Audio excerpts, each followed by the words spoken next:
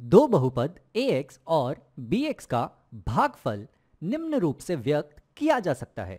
तो यहाँ पर हमें दिया है कि ax बटा bx हम लिख सकते हैं बराबर qx धन rx बटा bx के, जहाँ पर qx और rx बहुपद हैं, qx और rx बहुपद हैं और rx की घात bx से कम है। यहाँ जो rx है इसकी घात bx से कम है। हमसे कहा गया है कि निम्न व्यंजक का भागफल बताए गए रूप में लिखें। तो यहाँ पर हमें इस व्यंजक का जो भागफल है वो इस रूप से लिखना है। तो यहाँ पर ये जो अंश में है ये है ax और हर में हमारे पास है bx, और ये तो काफ़ी सरल है। यहाँ पर हमें इस पूरे अंश को x के वर्ग से विभाजित करना है। तो वो तो हम ऐसे कर सकते हैं कि इस हर को हम चारों पदों में बांट दें यहाँ पर और हर एक पद को अलग अलग विभाजित कर लें।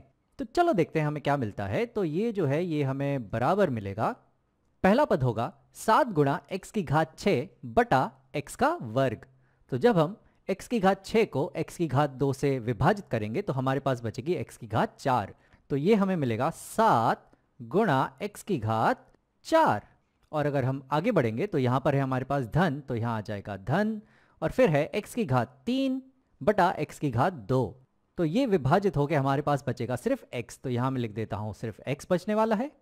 और आगे है हमारे पास 2x बटा x की घात 2 यानी कि 2x बटा x का वर्ग। अब यहाँ पर ये बात हो गई है कि यहाँ पर अंश में हमारे पास है 2x और हर में हमारे पास है x का वर्ग।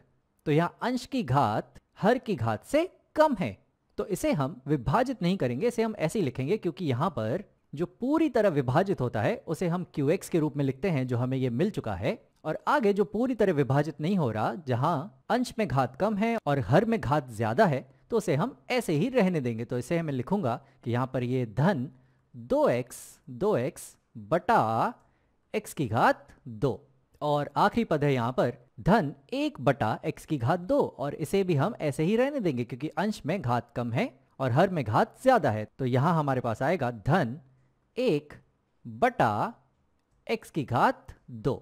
तो यहाँ पर हमने हर एक पद को अलग अलग विभाजित कर दिया और हमें ये मिल रहा है।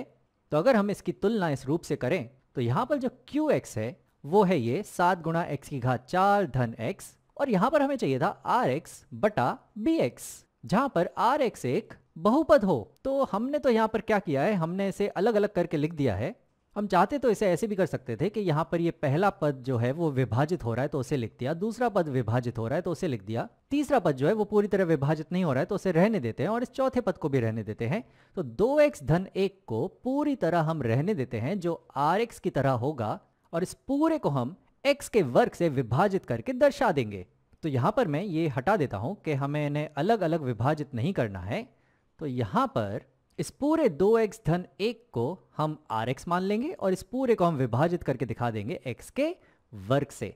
तब ये जो रूप है ये बिल्कुल इस तरह से बन गया है, जहां qx है 7 गुणा x की घात 4 धन x, rx है 2x धन 1 और bx है x की घात 2।